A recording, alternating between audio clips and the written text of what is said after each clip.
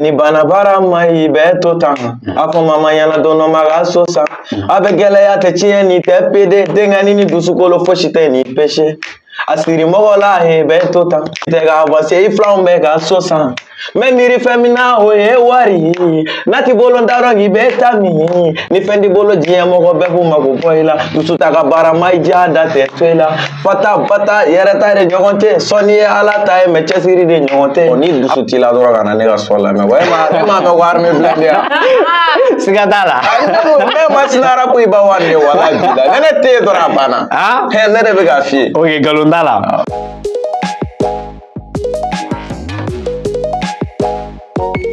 an lajɛbaw an'an kanubaw bɛɛ lajɛlen fo nin waati na fɛn fɛn sɔgɔlen b'an na Kemasina TV bɔlɔlɔ sanfɛ ni o ye Plateau show kɛnɛ an tɛgɛ mana bɔ ka se an ka artiste belebeleba dɔ ma ni an ko ale ma ko Ablo Starba donc ɲin'o cɛ donc n yɛrɛ baarakɛɲɔgɔn bɛ n kɛrɛfɛ ani o ye Binu ye donc n bɛ foli bila a yɛrɛ ma Binu ça va bien? Ça va. Cɛ yɛrɛ bɔra nin bɔ mɛ sisan. Walayi o y'an kɛ cogo di? I jija. Di an lajɛbaaw ma. Minnu sɔgɔlen don Plateau show kɛnɛ na. Bon sani an ka daminɛ an bɛ Ala fo Ala min ye bi jira an bɛɛ lajɛlen na ka sɔrɔ an ka cɛya tɛ. Ka sɔli k'a ka kira sanuyalen n'o ye Muhamɛdi Rasululahi sallallahu alaihi wasallam. Bon n bɛ Masina bɛɛ lajɛlen fo kɛrɛnkɛrɛnnenya la maliyɛn bɛɛ. N bɛ bɛɛ lajɛlen fo fɛn fɛn sɔgɔlen don an na nin wagati in na n bɛ bɛɛ lajɛlen fo k'aw yɛrɛ fo a ka weleli la donc a diyara an ye kojugu. Ok, c'est très bien Ablo Starba donc an y'i wele a diyara an ye et puis encore i nana an ka wele jaabi a diyara an yɛrɛ yɛrɛ de et merci beaucoup o la donc Ablo Starba an bɛ tɛmɛ ni an ka ɲininkaliw ye n'a y'a sɔrɔ la i bɛ se k'i tɔgɔ yɛrɛ fɔ an ɲɛna ani le mot Ablo Starba n'a y'a sɔrɔ la o nana cogo di quoi. Surnom in nana cogo di quoi? Ouais, problème t'a la ne yɛrɛ tɔgɔ ye Abdulayi Balo bon stariya in nana n ka manager fɛ o de ye Starba d'a kan bon fana y'a na a damana na sira wɛrɛ ye an t'a dɔn n'i bɛ k'a faamuya sinon tɔgɔ yɛrɛ Abdulayi jamu ye Balo donc Ablo bɔra Abdulayi de la donc stariya in bɔra manager la ka na quoi. Bon, est-ce que i bɛ se k'i da don yɔrɔnin n'a ka walawala dɔɔni i m'a fɔ k'a nana manager ka sira de fɛ quoi mais manager nana n'a ye cogoya min na i b'i da don a la dɔɔni dɔrɔn. Ok, y a pas de souci ni ko n ye n da don o yɔrɔ la dɔɔni problème t'o la bon sisan i b'a sɔrɔ an kun sigilen wagati min na komi n kun bɛ ka groupe wɛrɛ de participer i m'a faamu. O ye groupe jumɛn ye? Bon an t'a a kuma détaillé fɛngɛ ka taa fɔ ye. Ayi n'i da don a la dɔɔni dɔrɔn. Ɲininkali don. Ok bon n kun bɛ groupe wɛrɛ la genre ni mɔgɔ wɛrɛ kun bɛ baara kɛ quoi. O tigi ye jɔn ye? I m'a faamu Vasco. I m'a faamu awɔ donc wagati min na n nana n ka fɛngɛ créer n yɛrɛ ye bon n ko n ka tɔgɔ tɛna bɔ mɔgɔ wɛrɛ la tuguni quoi. I b'a ye yan artiste ninnu caman bɛ yen nɔ u b'u tɔgɔ ta k'a da mɔgɔ wɛrɛw de la u yɛrɛ tɛ mɔgɔ minnu dɔn ni fɛngɛ ninnu mais ne ta ye n yɛrɛ tɔgɔ ye. Donc ne y'a faamuya ka e n'a to ɲɔgɔn fɛ tɔgɔ dɔ kun dalen b'e la. Awɔ tɔgɔ dɔ kun bɛ yen kɛ. Tɔgɔ in i bɛ se k'o fɔ an ɲɛna dɔɔni. Non an ka pan o kunna an t'o yɔrɔ la. Ayi ne bɔra e bɛ sariya in bɔ yɔrɔ de ɲininkali la ou bien. Sisan i ko ko manager de nana tɔgɔ in da i la mais sani manager ka tɔgɔ da i la tɔgɔ wɛrɛ kun b'e la ou bien. Tɔgɔ wɛrɛ kun bɛ yen. Ko k'i kun bɛ groupe dɔ la. Awɔ o to yen mais o kun tɛ o. Sisan ne bɛ fɛ i ka tɔgɔ in fɔ an ɲɛna dɔɔni dɔrɔn quoi. Ok Binu sisan n bɛ fɛ ka Ablo Star ɲininka nin yɔrɔ nin na Ablo Star mun de la e y'a préciser k'i ka carrière solo ta i yɛrɛ ye donc ka bɔ groupe in na o tuma kɛlɛ de tɛmɛna i n'o tigilamɔgɔ cɛ wa walima i y'a ye a tigi yɛrɛ de ka image ka bon n'i ta ye donc k'e to a kɔ e tɛna se ka tɔgɔ sɔrɔ en tant que ni e yɛrɛ ma t'i ta créer i yɛrɛ ye mun de y'i bila o la sisan. Bon ni n ko n bɛ nin kuma in jaabi a bɛ na nin détail wɛrɛ ye. Mais i bɛ se k'i da don a la k'a walawala dɔɔni. A ye min na o ni n ko n bɛ nin kuma in jaabi kuma in ka jan et puis a bɛ na nin détail wɛrɛ ye bon i b'a dɔn i bɛ tiɲɛ yɛrɛ dɔn a ma di ne ye k'an sigi kɛ n da don ne ni artiste wɛrɛ fɛ vie la tɛmɛnenw na quoi parce que mun na ne kun bɛ min nɔfɛ bi alhamdulillah muso b'a bolo den b'a bolo ni ne ko ne bɛ kuma ka tan an ka don tɛmɛnenw na kuma ka can quoi o bɛna ni dɔ wɛrɛ ye quoi n'a ma ɲɛ ko bi bɛɛ b'a la ale b'a ta la côté la ne bɛ n ta la côté la an bɛ cogoya min na dugu la bɛɛ b'i bɛɛ place dɔn bɛɛ b'i bɛɛ ta cogoya dɔn bon ne nana n da dɔw la tuguni dun voilà genre fanu u ko yɔrɔ jateminɛ kɛ quoi tiɲɛ yɛrɛ la a ma di n ye artiste ɲɔgɔn fɛn wɛrɛ bon an bɛ don min na ko bi foyi tɛ yen quoi foyi tɛ yen i m'a faamu mais n'an nana k'an bɛna an da don o détail la tuguni o bɛ se ka na kuma wɛrɛ la ɲagan tuguni quoi. Ok baasi t'a la voilà. mais an tilala ka i ka fanu dɔw ko n'i y'a ta ka jateminɛ ko Ablo Sari yɛrɛ ka kɛ Ablo Sari ko Vasco ka o nɔ dɔ b'a la quoi o nɔ de don quoi n'i y'a ye ko Ablo Sari yɛrɛ ye bi sɔrɔ ko i k'a dɔn k'a fɔ o ye Vasco yɛrɛ ka sababuya ye quoi. Bon ne b'a dɔn ne ka fan mɛn fɔ parce que nafigiya de ka dɔn a bɛ nafigiya sɔrɔ o tɛ non ne ka fan mɛn fɔ n'a ye partagement kɛ ni fanu ye min d'a ma fanu yɛrɛ de bɛ misali caman asa a ye nin ɲininkali kɛ an bɛ fɛ ka faamuyali sɔrɔ a la. n y'a faamu trop fan mɛn fɛ yen o fanu de y'a fɔ an ye mais an ka baara de y'o ye ayi bon ne ko par exemple Vasco ne ye n ka tɔgɔ bɔra Vasco la soit fɛn dɔ quoi ne ni Vasco an bɛ genre kelen kɛ yan e yɛrɛ bɛ se ka genre kelen fɔ principalement ko Ablo bɛ ne kɛ au juste ne ka sɔn na i b'a bɛɛ sɔrɔ a kɔ ouais o ye tiɲɛ seulement kumaden bɛ kuma na ne t'olu fɔ n ka sɔn na i n'a fɔ genre ne kabi n dara ne filan tɛ k'i ye cigarette ye ne da la soit fɛn dɔ quoi bon mɔgɔ caman b'a demander karisa an ka nin fɛn in fɔ o y'ale ni dunga de o ka d'ale ne k'o fɔ mais ne tɛ se k'o fɔ parce que mɔgɔ minnu bɛ ne lamɛn n'olu bɛ ne kanu bon n'olu y'a kɛra olu kunna ko ne yɛrɛ b'a kɛ dun mɔgɔw tulo bɛ ne kan na dɔ ka bɔ k'a sɔsɔ k'a fɔ k'i ye Ablo ye ko ne bɛ nin vie ninnu kɔnɔ nin cogoya la abada a tɛ yen depuis wagati min bɛ taa presse yɔrɔ ninnu na fo ka n'a kɛ n tɛ taa ye bilen yɛrɛ hali prestation n'i y'a fɔ ne ye kana da million da ne tɛ taa. donc ne y'a faamuya e tɛ cigarette min. foyi ne kɔni ka mita tɛ yen mi tɛ kɔni min. ok baasi t'a la mais Ablo Sari n bɛ fɛ ka dɔn fana i ni o ka Vasco ka bɔ ɲɔgɔn kan ye ka se bi ma est ce que a ye gɛlɛya dɔɔni s'i ma wa ou bien i ka ko tɔ de ɲɛna i bolo wa ou bien i bɛ se k'o yɔrɔnin expliquer yan. bon petit dɔgɔ e bɛ ka fɛn dɔw de ta k'u don ɲɔgɔn na bon a tɛna fɔ ne ni Vasco ka collaboration a ka jɔ ko a kɛra certaines choses n t'a dɔn n bɛna explication d'i ma cogo mais a tɛ ɲɛ f'an ka don kuma in kɔnɔ dɔɔni ne ni Vasco yɛrɛ ye ɲɔgɔn sɔrɔ k'a sɔrɔ ne bɛ dɔnkili da ne ni mɔgɔ fɔlɔ min ye dɔnkilida daminɛ ɲɔgɔn fɛ o de ye Irima Fula tulo bɛ n kan na bon Irima fana Irima bamuso ani ne fa kelen ba kelen an bɛ du kɔnɔ ɲɔgɔn kan donc an y'a daminɛ ten cogoya min na quoi Kayafu Baldem kelen ne tun b'an ka téléphone minɛ k'a bari ɲɔgɔn na an tun bɛ dɔnkili da ne ni Vasco ye ɲɔgɔn dɔn a terikɛ Ali de fɛ yen donc collaboration nana ten donc a nana sɔrɔ an tun bɛ ka projet dɔ de kɛ a ko Irima ma ko cɛ k'e pourtant k'an dun tiɲɛ na an tun tɛ sɛbɛnni kɛ an tun tɛ k'a fɔ k'an musique sɛbɛn na o tun tɛ an kɔni kun na bon a y'an ci cogo a ko non k'i b'a dɔn k'an bɛ ka kuma dɔw fɔ est ce que n'an ye fɛngɛ in dilan a tɛ ɲɛ ka tɛmɛ nin bɛɛ kan k'a sɔrɔ référent ɲɛnama b'an bolo donc o yɔrɔ de la Vasco de nana n'o idée ye quoi très bien a nana appliquer o kɔnɔ n'aw nana don min k'an bɛna son bɔ ale terikɛ Ali o b'a sɔrɔ ale bɛ yen quoi a bɛ corrigeli ni fɛngɛ ninnu kɛ fo ka n'a kɛ n'an ye son bɔ an bɛ son yira a la quoi i m'a faamu donc dernière minute la a nana ne ni Irima de bila dɔnkilida la donc o kɔnɔna na Liliya bɔra o de kɔnɔna na quoi i n'a fɔ i ye kuma min fɔ ne tun bɛ wele de Lil Vasco fɔlɔ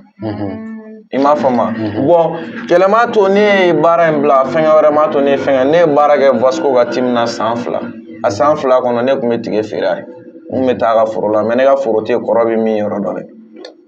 ayiwa Vasco de b'o dɔn voilà n bɛ ka kuma n'o a yɛrɛ bɛ n lamɛn o mais foyi tɛ actuellement parce que mɔgɔ ŋaniya ɲumanya ye diɲɛ fɛn bɛɛ ye quoi siga t'a la i m'a faamu donc ne o kɔnɔna na n nana concert dɔ organiser concert organisation kɔnɔna na n ka président Jawara n b'a fɔ nin yɔrɔ la ale wulila ka taa Vasco nɔfɛ o y'a sɔrɔ concert fɛngɛ yɛrɛ avancé ra ka ban k'a ɲininka karisa bon aw ka nali ko bɛ kɛ cogo di fɛngɛ kɔnɔna na donc a ye mɔgɔ 3 de fɔ ko ka kuma f'olu ɲɛna donc olu de b'ale wele ale bɛ taa ne ka concert la Bon o de fɛnɛ ma kɛ ne fɛ ko ne n yɛrɛ faga ye ne bɛ diɲɛ fɛn bɛɛ kɛ siga t'a la bon ne ta kana se bi e kan k'i yɛrɛ faga ko min na e k'a fɔ k'a ka taa fɔ karisa ka taa fɔ karisa ye bon ne fana ko n ko u kana taa ye bon yɛrɛdama ne bolo yɛrɛdama ko don quoi bon concert kɛra k'a ban ten u ma ye ne dun bɛ yen ni mɔgɔ bɛ ne dɔn ni mɔgɔ ye mɔgɔ bɛ ne dɔn ni olu ye i m'a faamu bon sanni o yɛrɛ cɛ ne tun bɛ sɔn bɔ marika la ne ka manager Dara boss confirmé o tun bɛ sɔn financement bɛɛ kɛ k'a ban ne tun bɛ taa sɔn bɔ marika la ne yɛrɛ bɛ se k'a fɔ ne ye temps yɛrɛ ta ka sɔrɔ n mana tala min bɛ n na quoi a tɛ k'a ye quoi parce que ne bɛ ka fɛnkɛ kɛ ordinateur enregistrement de la ani minnu bɛ ka taa studio la ka taa baara kɛ aw ye kelen ya non a tɛ kelen voilà donc o de kɔfɛ ne nana mouvement jɔ k'a essayer kɛ n ka ko ta n yɛrɛ dɔrɔn a banna kɛlɛ tɛ foyi tɛ mɔgɔ de y'a ta k'a kɛ fɛn wɛrɛ caman ye kuma caman fɔ fo kana don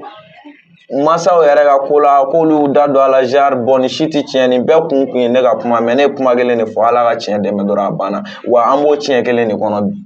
min ye bi bɛɛ b'o dɔn a ma se kuma yɛrɛ ma quoi donc ne t'a fɛ ka don détail jan na k'a fɔ n bɛ kuma artiste ɲɔgɔn ka vie ka cogoya dɔ la vraiment o man di n ye quoi. ok n y'a faamuya ok donc mais est ce que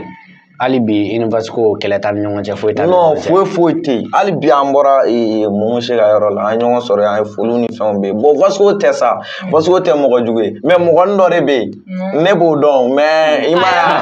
voilà mais bɔlen kɔfɛ donc Abdou Sari an kun fɛ hali n'a kɛra freestyle fitinin donc i ka se k'o bila pour que i ka fanu ka se ka nisɔndiya ballon sɔrɔ o kɔnɔna na. Ok, y a pas de souci.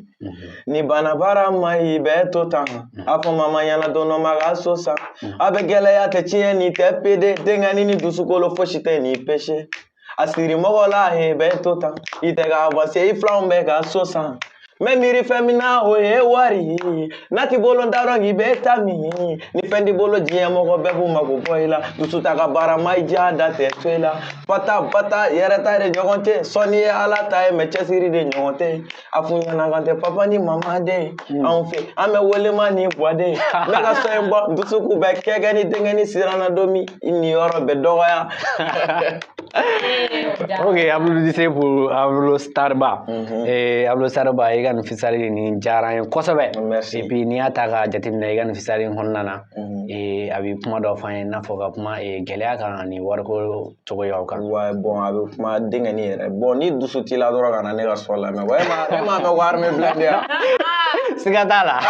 ne ma sinara ko i b'a wari de wala bi la ne tɛ yen dɔrɔn a banna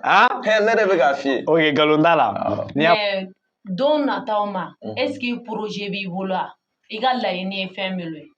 bon projet bɛ yen ne yɛrɛ ka objectif fɔlɔ ye min ye o de y'a to n bɛ to k'a fɔ n ka kuma na n ko ɲɔgɔnmɛ ɲinina tɛ se ka badeni. siga t'a la. a bɛ mɔgɔ min kun na k'i ka dugu da i kɔ la a tɛ mɔgɔ minnu yɛrɛ t'i ka dugu dɔn yɛrɛ ka taa i ka dugu présenter i n'a fɔ ne ye festival international kɛ attestation 2 de bɛ n bolo musique canal kɔnɔna na Barji ani Barji international kɛla hali sisan an welela festival ko la quoi bon a bɛ se ka kɛ dɛmɛ don quoi ne duguma mɔgɔ minnu bɛ hali ne ma se ka taa participer ne bɛ se k'o dɔ bila ka taa ne nɔgɔ la ka taa participer bon et puis clip kelen kɛra déjà ka ban bɛɛ yɛrɛ y'o ye i m'a faamu o kɛra position min na bɛɛ y'o fɛngɛ ye donc n bɛ n profiter o la n bɛ n terikɛ fo Ben de Paris ale de y'a bɛɛ financer fo k'a ban pewu. an ye sɔn bɔ Ben de Paris la lien jumɛn de bɛ ni Ben de Paris cɛ i bɛ se k'i da don a la dɔɔni ya. bon y a pas de souci n'i ko ten problème t'a la Ben de Paris malien tɛ ivoirien don i m'a faamu donc an ɲɔgɔn sɔrɔ wagati dɔ la concours dɔ tun kan ka kɛ Segu n'o ye Zigno ka concours ye donc an ye biti a wagati n'i ye papier ta i bɛ papier photo ta i b'a remplir i b'a ci quoi donc o cilen kɔfɛ donc ala y'a kɛ an ka papier taara an ye première édition kɛ an passera an kun kan ka taa finale la corona ko nana tiɲɛ quoi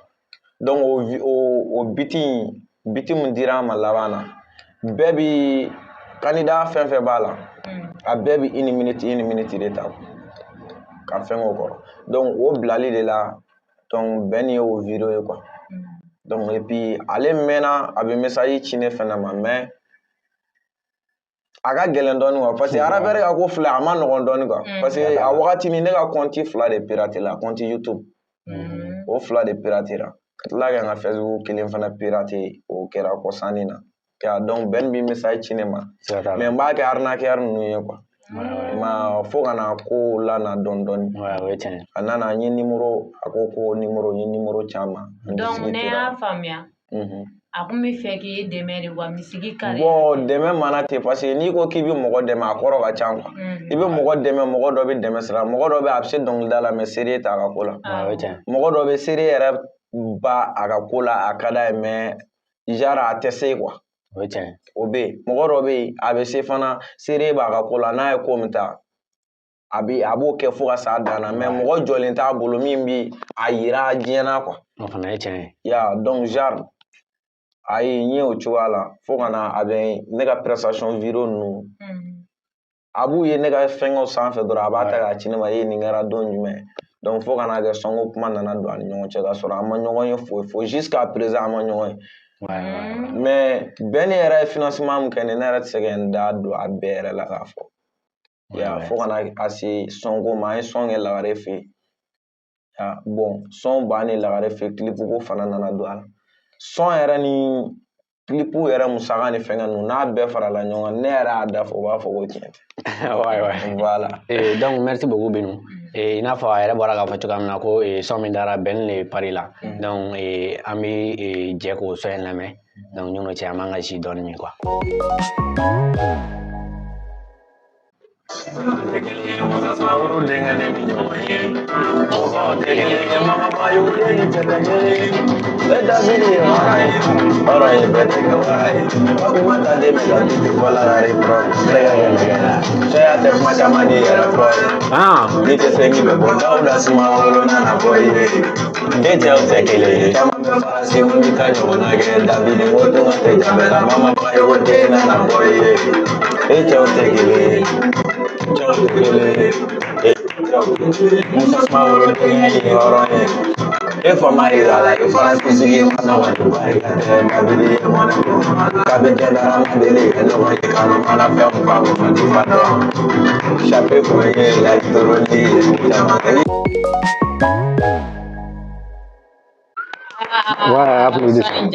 non tiɲɛ yɛrɛ la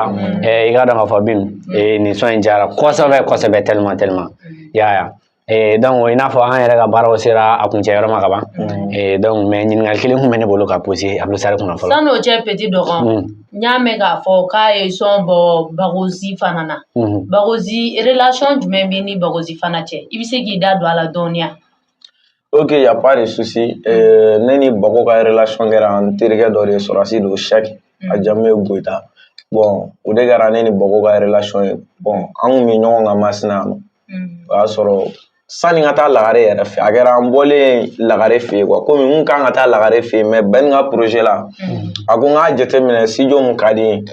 m'a faamu donc o condition na ne ye Lagare ka yɔrɔ ta o y'a sɔrɔ Lagare bɛ ka baara kɛ yɛrɛ de donc nin sɔn in kɛra Lagare fɛ yen après kɔfɛ o y'a sɔrɔ Cheick ye Bago wele ne ni Bago yɛrɛ kun kumana donc kɔfɛ ale yɛlɛla ka taa mission na Kulukɔrɔ donc ne taara Bago fɛ yen fo ka n'a kɛ depuis don min ne taara Cheick ka canal la Bago fɛ yen fo ka n'a bila bi la ne kɛra i b'a fɔ ko Bago dɔgɔnin de quoi non foyi i ma ye ne yɛrɛ bɛ n to yan nɔ ka mɔgɔ wɛrɛw bila ka taa studio la yan nɔ donc an tɛ sɛgɛn an tɛ ɲina an b'an ka sponsor fo ni o ye MKCG Toramado ye ka fara Sibiri électronique kan ka fara Cɛma décor kan ok sisan komi n'a fɔ émission sera a kuncɛ yɔrɔ ma Abdusare n bɛ fɛ i k'i ka sara laban fili donc ka sɔrɔ ka ni folikan min b'i bolo ka di an lamɛnbaaw bɛɛ lajɛlen ma nin waati in na n'an lajɛbaaw donc ok e yɛrɛ b'a fɛ ne ka freestyle jumɛn fili sisan bon n'i y'a dan ne ma ne b'a fɔ n ko i kun tɛ ka fataya jari min kɛ Glaja wa voilà la gosi de ko mais bon a bɛɛ minɛ ka sɔn kɔnɔ ok basi t'a la mais ni mɔgɔ bɛ fo i ka fisa laban na dɔrɔn ani ka foli kan à toi de préciser seulement il y a pas de souci sɛgɛ bɛn t'a la ka na se ne ma Susan ta tɛ sama kɛlɛ la yɛrɛ fɔ bɛnnen de don gawala pas de comparaison joni bi ɲɔgɔn na kanu fɛn fɔlɔ ye musique an sugu bɛɛ dɔ kɛ a fo zigiri maka ne tɛ ala dɔ yiriwa negela fɔlɔ ye bowara n'a nɔgɔ bɔnna ne ma terrain tɛ heure bɛɛ yɛrɛ tɛ fɛ sabu tere kɛ n'i ka mamaya dan ye cɛ i sira n ne ka succès sɔrɔ man k'i tɔɔrɔ gɛrɛ n ka dɔnni di ma kɔrɔ waati la dɔ tɛ kɛ sa finesse i ma ye kalaba ye follow me jinɛ bɛ minɛ y a pas kilisi quand même surprise i taara ka na ya c'est pas garanti quand même nani garami tiɲɛ don RG kɔrɔ n'a ye jan wele pera dɔgɔtɔrɔ ne ka succès la ma mɔgɔ tɔɔrɔ ne tɛ baro ni dɔnbaduba bi ne kɔ a bi sɔn jama la f'i bɛ sɔn créateur lu tɛ maga dɛ sinon a bi buda kama bɛɛ muso in bɛ kɛlɛ kɛ ko tiri di misiki sisan ko in ka ɲi ta ko in ka ɲi ta ko in ka ɲi ta parce que ni ne b'a dɔn Binu n'an ma kuma nin minɛ nin na an bɛ bi bɛɛ kɛ nin na an bɛ segin ka foli di an ka sponsorw ma siga t'a la n'a bɛ fɔ MKCG n'u b'a fɔ ale ma Tuara Madu o bɔlen kɔfɛ an bɛ foli di Sibiri électronique ma ani cɛman Dekɔ ok merci beaucoup Binu donc n bɛna Abulosar la Abulosar n'a sɔrɔ folikan min b'i bolo ka di jama bɛɛ lajɛlen ma nin waati nin na ok folikan min bɛ n bolo n bɛ Masina bɛɛ lajɛlen fo kɛrɛnkɛrɛnnenya la n bɛ maliyɛn bɛɛ lajɛlen fo n bɛ africain bɛɛ lajɛlen fo o tɛmɛlen kɔfɛ ka bɔ yen n bɛ Team Star bɛɛ lajɛlen fo k'an ka managerw fo boss confirmé i m'a faamu ale ni Wuraba n b'a fo n bɛ grand frère fo RG n bɛ Magalu fo aka Lu Bandi cɛ kelen min tɛgɛ kurulen ka ca a tɛ jɔ dɛ i m'a faamu n bɛ Lu fo n tɛ na yan nɔ ne ɲinɛna n ka marani kɔ dɔrɔn n ye fu de fɔ parce que depuis n invitera a bɛ ka dugawu kɛ ala ka émission ɲuman sigi ka tila ka ɲuman cɛ siga t'a la ale kɛra a bilo fɛ kojugu o tuma ala k'a ka dugawu minɛ i m'a faamu donc tanti Aramata Kulibali ne ye fɛn fɛn fɔ n bɛ se ka dɔɔni dɔrɔn de fɔ n bɛ Ben de Paris fo kɛ n ka staff fo Bamako Air Force ka fara élément tɔw bɛɛ lajɛlen kan bɛɛ tɔgɔ tɛ se ka fɔ quoi siga t'a la n bɛ si a la n bɛ Kemasina TV fo hali bi Masinakaw Masina faamaw